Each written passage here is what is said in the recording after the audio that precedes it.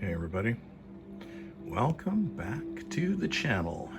So, what we have here, let me grab something to wet my whistle so that I can, my throat doesn't choke up on me. I have a little challenge with the allergies.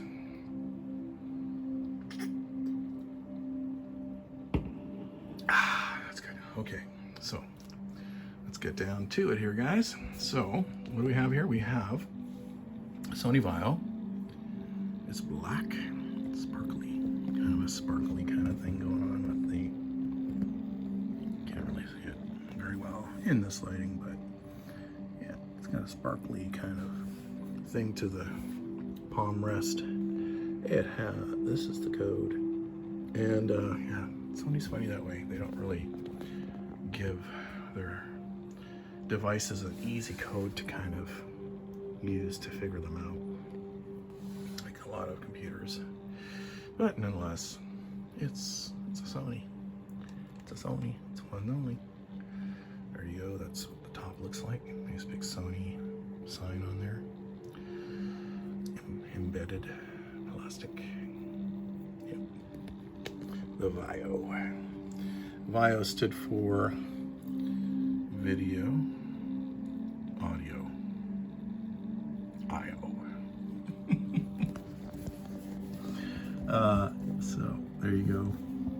So there's your networking power plug.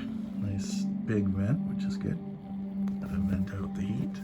When I was installing this thing, I could really feel it blowing out the heat.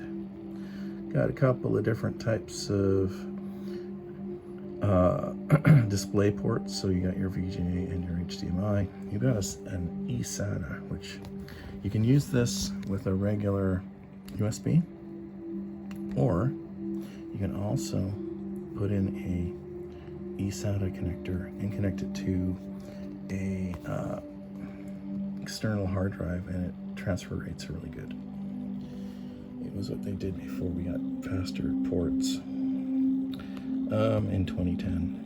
This has got an express card slot. I've only ever used one of those in my life.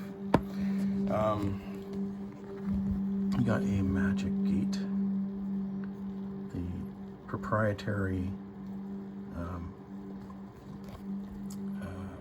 storage that only Sony used, and then they realized, well, other people want to actually use your computer, so we better give you an SD card, because that became standard. It's got a wireless on-off switch. You don't see that kind of thing anymore, physical. It's kind of handy actually sometimes. I believe it's got a dead battery, so it's, you don't see any light going on here. There's your hard drive. Just started it up, so you know it's running Windows 10 hard drive. It's going to be very active for a very long time, and then it'll calm down eventually. We'll see by the time we're running tests. 3 more USB ports, nice, lots of USB options. And you got yourself a optical drive, which I used to install Windows 10, because I actually have a Windows 10 CD. Why do I have a Windows 10 CD? Well, because most of my computers have CDs, and sometimes just installing from a CD is actually pretty simplistic, because these old systems were designed to do that. So BIOS options often made it easier to do that. So I just often do, and why not? It isn't like it's super extendedly long because it's running from a CD or a DVD. Yeah, there you go. So that's the exterior of the system. Here are all the various device manager drivers, and they're all installed. There's about 3 or 4 that I had to install aside from what Windows could find. And this is your processor for, well, it's registering as 4 cores. We'll get into the truth behind that. And the Intel HD graphics. Those are the most, like the HD graphics is what you really want to make sure you got, because that can be a, weakness. So in reality, it's got 2 cores and 4 threads. And here's the details about this Arendelle processor, 32 nanometer process, so meaning that it'll be fairly warm, not as warm as some, but look at the extent of those instruction sets. So this thing's a very fully realized processor. It can do it all. So yeah, good system for Windows 10 actually. If I had an actual SD in here, it would be really good, but I'm not going to spend my time buying SSDs. Here's your DDR3 dual channel, 4 gigabytes. Let's take a look at those sticks. These are original Kingston, and why do I know they're original? Because they're from 2010, and this is a 2010 computer, and if you looked at the bottom, you'd see it's badged as a 2010 computer. And exactly the same Kingston Alpida sticks, matched right up, so that's perfect. Fully utilizing the dual channel. Here's your graphics, pretty standard stuff, nothing special about that, so we'll see how that performs. I'd like it to at least be hitting in the 50s, would be kind of acceptable. If it hits into the 100 category, then it's really quite good, in my opinion. Here's a summary of what we got on here. Windows 10, home, 64-bit. There's your heat, pushing, yeah, 40 degrees. It's pretty hot for just sitting. Well, it's not just sitting doing nothing, because it actually starts up and Windows 10 goes into crazy mode, and your hard drive has more activity than anything in the world. Yeah, it is what it is, Windows 10. Yeah, there's our RAM, motherboard. Oh, did I don't think I showed you the motherboard, but whatever. It's a motherboard. It probably has updated BIOS. I skipped that particular tab. No big deal. Where is it? Should I do it? Let's see.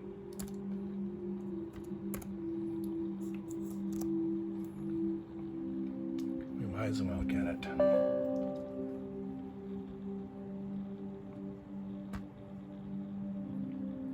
Here we go. Well, that starts up. There we go. I do like to cover all the bases. And one of the things I do like to look at is the motherboard BIOS. So we will take a second to just do that. Okay, here we are. So that's what it's mentioning here about the motherboard. Okay, 2010. So it doesn't have like super updated BIOS. It's strictly in the 2010s. So I don't know what version that is. Everything's working fine, so I don't think I'll be trying to hunt down a BIOS. I don't even have a working battery, so I don't really love updating BIOS without working batteries. Yeah, graphics, 1366 by 768. Good. I like that. That's good. Dimensions. I like the fact it has the standard, first of all, it's a standard US layout, but also it has a numpad, which is really quite useful for when you're doing any kind of calculations or database work, which these do run databases quite well. And, you know, obviously Excel and things like that. What else can we say? Looks like I'm gonna guess 250 gigabyte hard drive, SATA. Yeah, that covers it. Let's take a look at that hard drive, a little more about it. There we go. So let's take a look. All right, so it is registering a caution, reallocated sector count. That happens with a system this old. but that doesn't mean it's going to die anytime soon. Actual wear on the hard drive is 408 days, so we're looking at like a year, 13, 14 months, somewhere in that range. So not, no big deal. Lots of life still left in this guy. Toshiba. Running slow though, so it might be this is a swap job, I think. So here you go.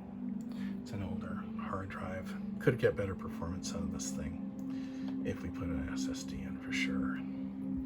All right, here we go. There's our Nova Bench. We're at that critical point where we get to find out about the Nova Bench. Also at the point where we can chat while we wait for this thing to complete its processes. So, tilt that a little bit there. So, how was your weekend? It's a long weekend here in BC, although I am going to probably end up doing some work.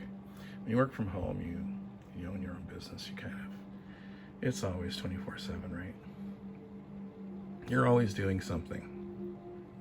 So, anyway, well, we'll see what I get up to today. So far I went to the thrift store and actually there was very few people there for some odd reason. Maybe it's the weekend, people are away, getting out of town. But yeah, here we go. Let's take a look at some of the, yeah. So we're not hitting even the hundreds. I was hoping to get in the hundreds, but it's definitely over 50, so it's acceptable. Hoping to get into those hundreds. So I'm gonna guess it's gonna be around 400. In the 400s maybe, with that kind of a score. Let's see. Big pause. Keeping you in anticipation. There we go. Oh, yeah, high 400s, so not bad for a 2010 system for sure. The real sticklers are that hard drive. That's going to be the greatest impact on the performance of the system. But the CPU is like right up there, and as we saw, it has full instruction sets, so it will run a lot of stuff at a very good rate. Lots of memory there for a Windows 7 system, so really just the hard drive is the weakest link, and then next to that of course is the graphics. But 72 for me, 72 is great. It's lots. Gonna get the job done for me for what I'm doing with a computer like this. So anyway guys, that is going to be our review of this new system that I got. I'm gonna call it the Black Sony because that code that they have there is not really doing it for me. I'm not gonna call it the VPCEB26FX. I'm not going to call it that. I'm going to call it a black Sony because I have a red Sony, kind of a pinky Sony. So, yeah, I don't know how that one compared. Probably in the 400s too. I can't remember if that one's a bit newer or if it's of 2010. Sure looks the same. I'm guessing it's probably 2010. I thought it was an i3 though. I'm not sure though. Anyway, yeah, it's great. Great Sony. Up top, another one I found at the thrift store. This one's in really quite good shape. Not too much wear. Little shine here and there, but nothing compared to what I've seen. And it, it wasn't too dirty or anything. Obviously, somebody cared for it. Took good care of it, and as a result, it's running well. So there you go. So that's going to be the review of this one. Thank you for tuning in. And I'll see you in the next one.